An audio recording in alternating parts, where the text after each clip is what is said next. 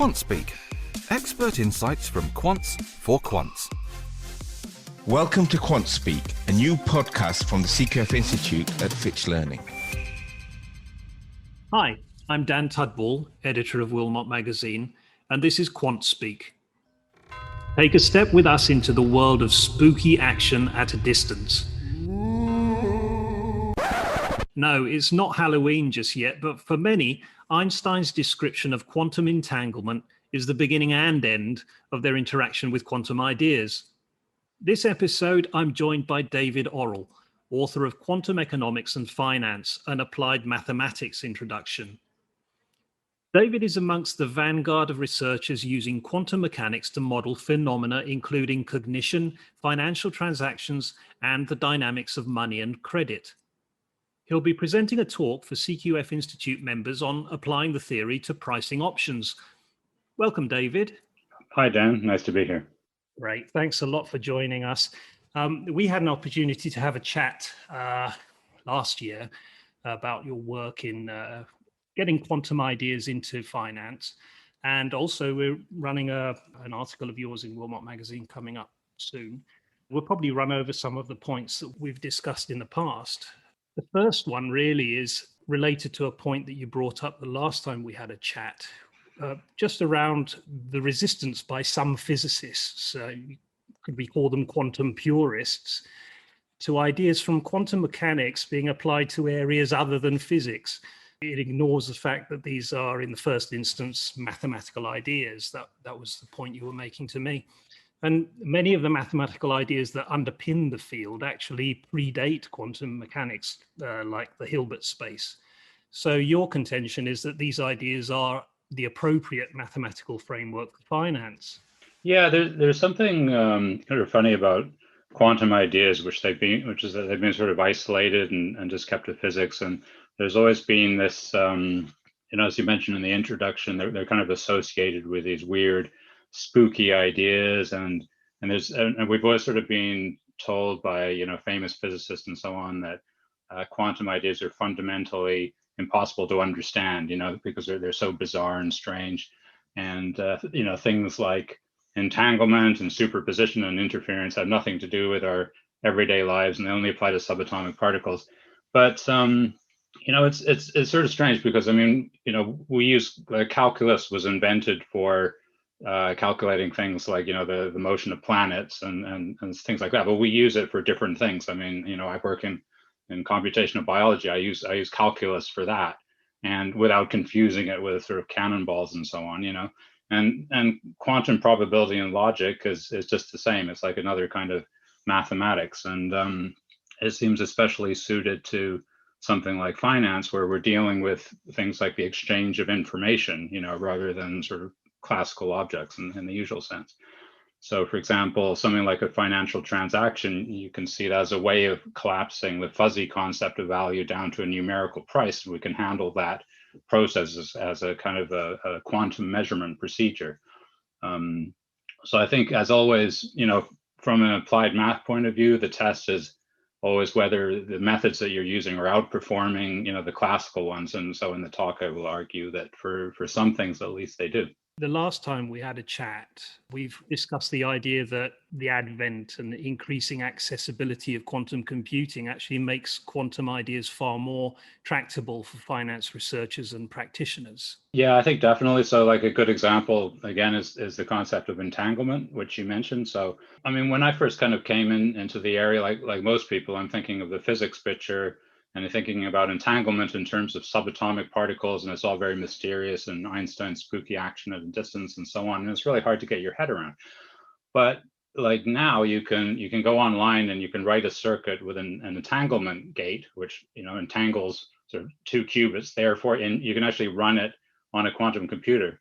So that makes it that changes it from being this sort of terribly abstract thing to being just a gate in a computer, which you can use. And so it turns out that you can use a sort of a simple entanglement gate to model a variety of things like the debt relationship, or you can use it to simulate how subjective and objective factors are combined in the mind to make a decision, which is one of the main ideas of quantum cognition. You can allow for effects such as interference.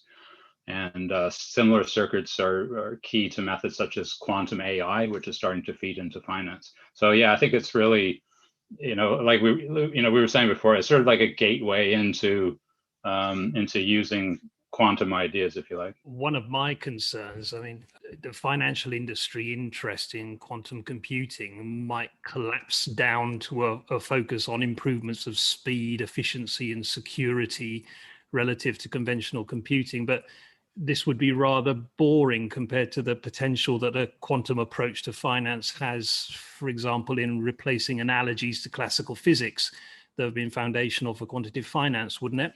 Yeah, I think there's sort of a process, because quantum finance has actually been around for a while, like sort of 2 or 3 decades. But the focus of the first generation of models was to solve classical techniques like Black-Scholes using quantum methods. So you're sort of seeing quantum mathematics as a toolkit, and you're kind of starting with, you're figuring out how to write, I don't know, Black-Scholes and rephrase it as a Schrodinger's equation, something like this. And there's a lot of interest in this now, and you're starting to see companies starting to spring up because of the hope that quantum computers will soon be available for use in finance. So that's one part of it. But then there's a sort of a feedback loop, which I mentioned, between computing and the models, because quantum computers, they're intrinsically probabilistic. It's like the way they work is dealing in probabilities instead of being a deterministic system. They exploit the concepts of superposition, entanglement, and interference to solve problems. So the next generation of quantum models is saying, sort of, hang on, the financial system is an inherently probabilistic system which features entanglement, interference, and so on. So when you look at it that way, then quantum models seem a very natural choice. And of course, they have the advantage that they are native to quantum computers. Is there any sort of relationship that you might work out between a quantum approach and, say, an agent-based approach? Yeah, I think so. Like, as an example, in an agent-based approach, you might have sort of like one of the simplest ways to do it is have some agents who are fundamental. They're operating according to decisions about fundamental value, and other ones are operating on decisions about momentum, right? And so you could sort of imagine that the fundamental aspect is sort of the objective way of looking at prices. Either they're too high or too low according to some metric. And the momentum approach is more, you can think of that as kind of more emotion driven response, where the price is going up and people get excited and they want to buy more, and when prices are going down they get alarmed and they start to dump their holdings. And so in a sort of classical, if you like, agent-based model, you might have a mix of these two different agents. So with a quantum approach, one thing that you can do is actually combine those in the minds of a single agent, so you can have the objective and the subjective factors, but entangled with one another. And again, just using a very simple circuit. So it kind of gives you a whole different way of modeling a quantum agent, if you like, and how, again, sort of the ultimate test of something like this is going to be its performance, right? And so it's sort of too early to say at the moment, but it sort of gives you another way of approaching agent-based models. So sort of quantum agent-based models, you can look at entanglement between agents, for example, sort of see how they're influencing one another. Quantitative finance has a funny sort of relationship with mainstream economics. In your writing, certainly, there is sort of a difference between the way that quantitative finance and mainstream economics would conduct or have a relationship with quantum ideas. Could you sort of lay that out for us a little bit? Yeah, they share a lot, obviously, right? Because they're both based on modeling financial transactions. And the quantum approach allows you to reconcile these objective and subjective factors in a probabilistic manner. So something like the relationship. I mean, both of them, you got this sort of fuzzy idea of value and hard number price, and how do you reconcile these? And so this is kind of the heart of the quantum approach. But I think the difference and one advantage really of quantitative finance. Well, first of all, computational speed is obviously very important, which explains the interest in quantum computing. So again, that can act as sort of a gateway where interest in quantum computing spills over to quantum ideas more generally. But another thing is about quantitative finance. Like if you sort of think, okay, you got a new theory and you want to test it on something, then quantitative finance, you have these really sort of well-posed questions which can be tested using historical data. So my talk is going to focus on option pricing, which of course is one of the oldest problems in finance, and it's kind of, it's just sort of nicely defined thing and much easier to kind of test your ideas on than something like macroeconomics. And you've touched on like the concept of money as well. How would that be handled in a quantum framework? For me, actually, money was kind of my way into this entire thing, because I wrote a book about, it's called The Evolution of Money, and it was kind of like a history of how money had developed, and then I was thinking that money has these sort of two main historical theories of money. There's the sort of Bullionism idea that money is kind of a thing, like gold or silver, which has this inherent value.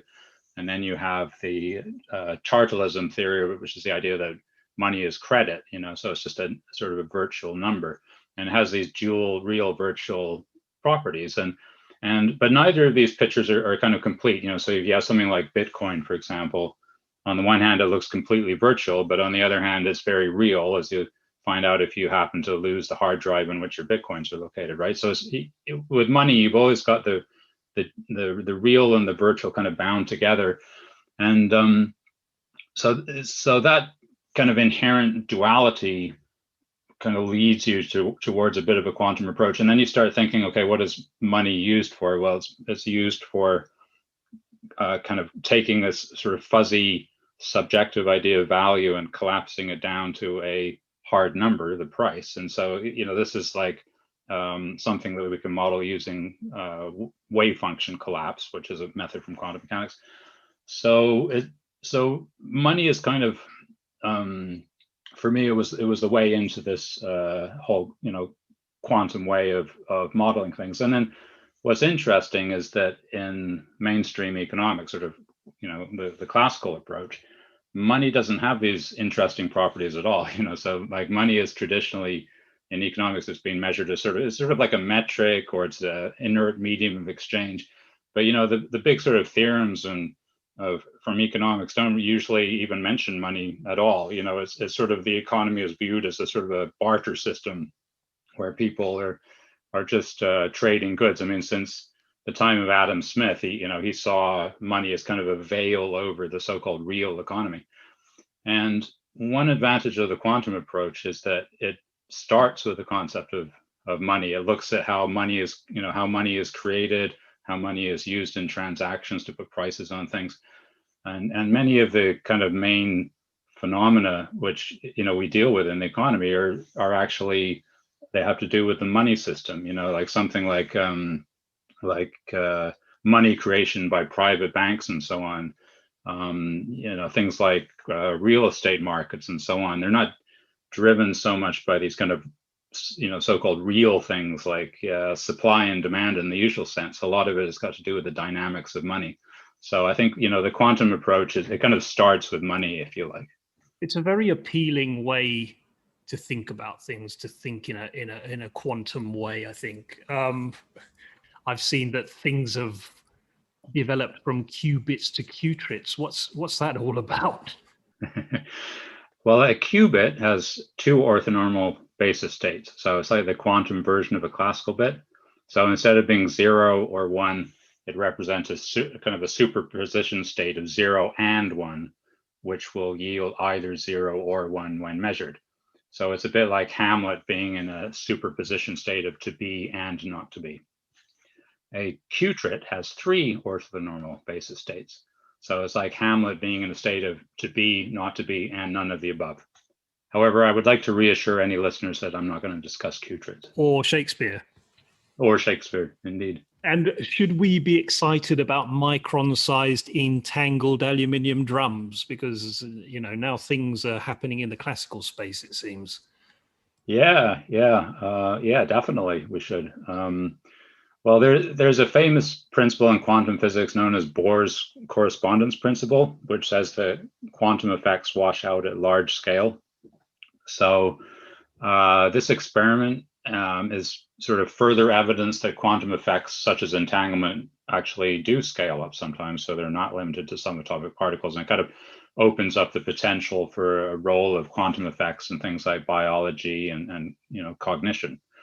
And I think those kinds of developments they're certainly promised to change the conversation in quantum social science, where there's like this interest in a physical link between quantum physics and human cognition. But I think for the purposes of finance, the idea is a little different, because it's not so much like, the brain is quantum, or that, we got like little drums in our brains or whatever. It's the idea is that money can be modeled using quantum methods, and its effects scale up through the technology known as the financial system. So, you don't need to look at these, micron-sized drums or whatever, because financial entanglement is right there in the wording of a loan contract. Like, the money system is something that we invented, and so, in order to decide whether it's quantum or not, we can just look at it and decide for ourselves. Going back to how important is it to finance that quantum approaches fundamentally embrace subjectivity? Again, like, just as mainstream economics sort of left out money, it's also left out subjectivity. Actually, there's a sort of a social scientist, was reading a book, and he was saying that there's been sort of a taboo on subjectivity in the social sciences, which is just sort of jumps out at you as kind of so strange, right? Because I mean, surely the social sciences is supposed to be about subjectivity, and what we think, and about human relationships and so on. So how is it that we're kind of leaving this out? And so that's true in the social sciences. It's kind of especially true in economics, where money is being left out, and everything has been on this idea of rational people, settling on the objective value. And of course, we know that money has tremendous kind of psychoactive effects on the human mind, right? I mean, it's all, money is sort of an intensely emotional subject, right? So you kind of see why, mainstream economics didn't really want to deal with it. And so, instead we've had this ideas like, efficient market theory and whatnot that say that basically price represents objective value. But, the reality is that the value of something is fundamentally subjective. So, that's why otherwise marketers wouldn't have a job, right?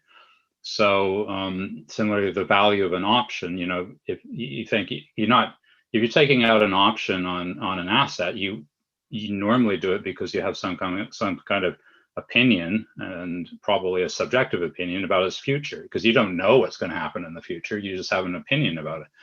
And I think behavioral economics takes some of these factors into account, but it's really more like a tweak or an adjustment to classical methods. And there are many sort of so-called cognitive paradoxes, that are best modeled using quantum methods, exactly because they can capture this interplay between subjective and objective forces.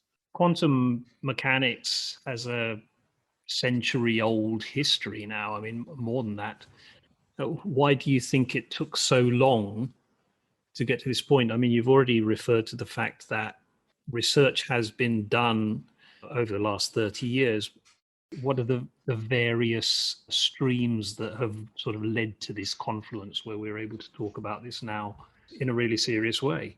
That's sort of like a really interesting kind of sociological or question or something for, about science. And I think there are like a number of reasons for it, that there has been this kind of worry about taking quantum ideas and applying them to sort of any other field. But it does seem strange. I mean, and it's kind of like, for example, you often read the things like superposition, entanglement, interference. They're these bizarre things, and you'll never encounter them in your everyday life. And so it's students should not be put off by the fact that they're so weird and all this kind of thing. And then you're kind of thinking, really? I mean, entanglement is like an old word, and we've used it discussing, human entanglement, but also, financial. Keynes talked about financial entanglements, for example, before the word was ever applied in physics. So it's kind of, it's odd that, and actually, some of the ideas, like, for example, superposition, the idea that something can be in two states at the same time, that was actually borrowed from the idea in psychology, from psychologists, that you could hold two ideas in the mind at the same time and there would be this conflict between them. And so quantum physicists, they actually borrowed that idea from psychology. And somehow we've kind of got to the point where, even though it came from psychology, applying it to psychology is considered like this, kind of abuse of physics or something like that, right? So it's sort of an odd thing. And I think, I guess there are a number of reasons. I think one thing is, like, physicists have kind of really resisted any attempt by other people to, use this, because they see it as like a misuse or an abuse of the physics. But I always think, like, if you want to talk about, like, the misuse or abuse of physics, then, you got lots of examples of that, right? Like, we use mechanistic ideas borrowed from mechanistic physics to model things like, in standard economics, and these methods have not done very well at all, and so, why is it okay to use those ones but not to use quantum ones? But I think the good, so I think there's sort of like a bunch of obviously very, very strong reasons why we haven't been using quantum ideas, exactly because it's been over a century and they've been kept in, like, their little compartment. But if you just look now, you can see it's actually starting to kind of lift, and people have been working on interest, I would say, grew from, for example, Roger Penrose, the physicist.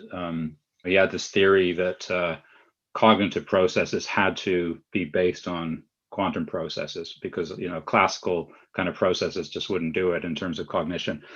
And, maybe it was starting around there. And then you started to get people modeling cognitive and psychological phenomena, kind of exactly the sort of same thing that you do in behavioral psychology, but looking at it from a quantum point of view.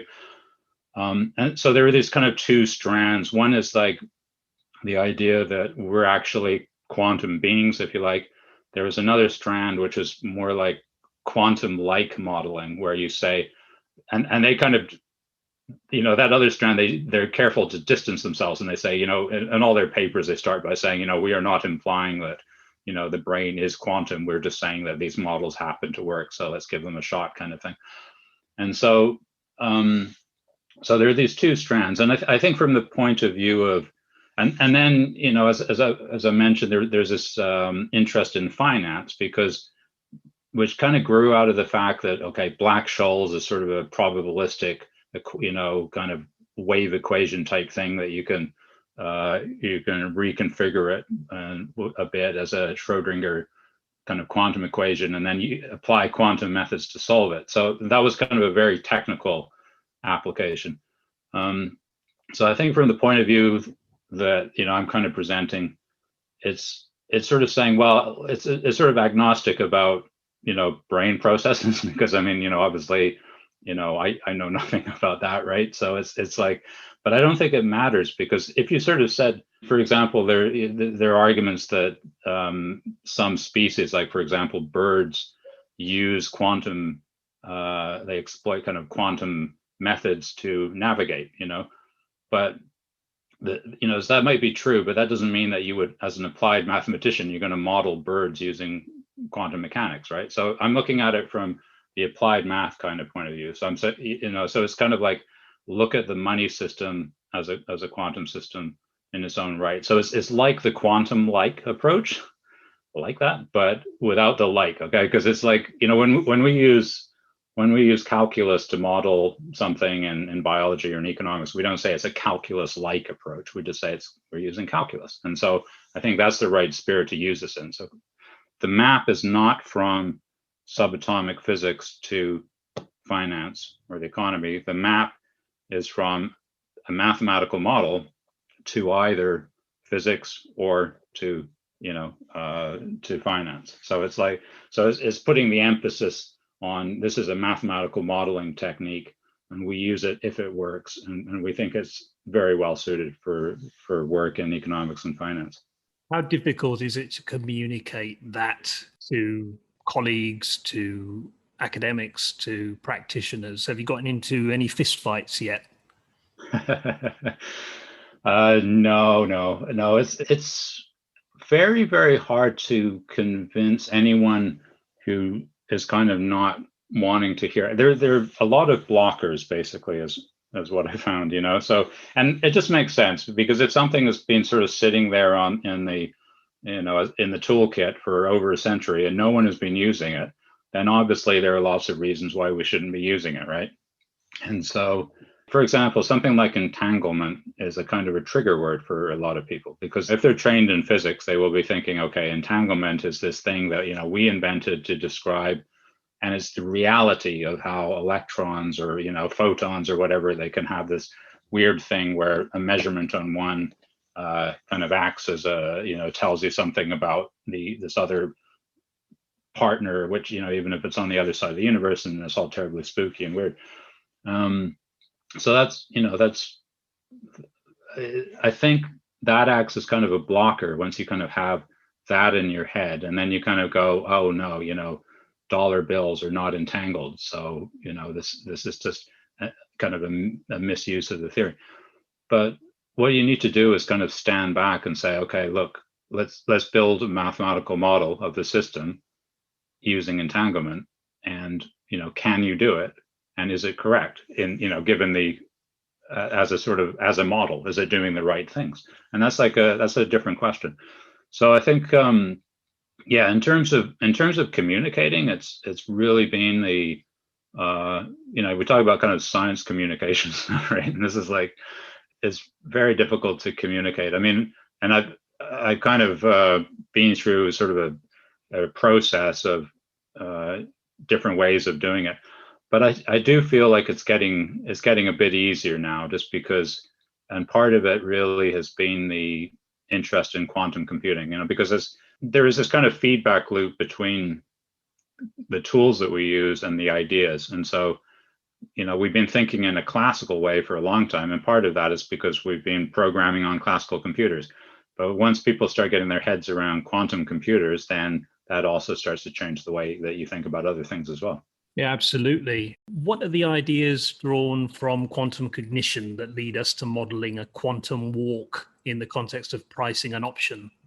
The traditional method for pricing options is based on the idea that prices follow a random walk, and so the net expectation for profit is zero, and the variance grows to the square root of time, so it's a decreasing rate.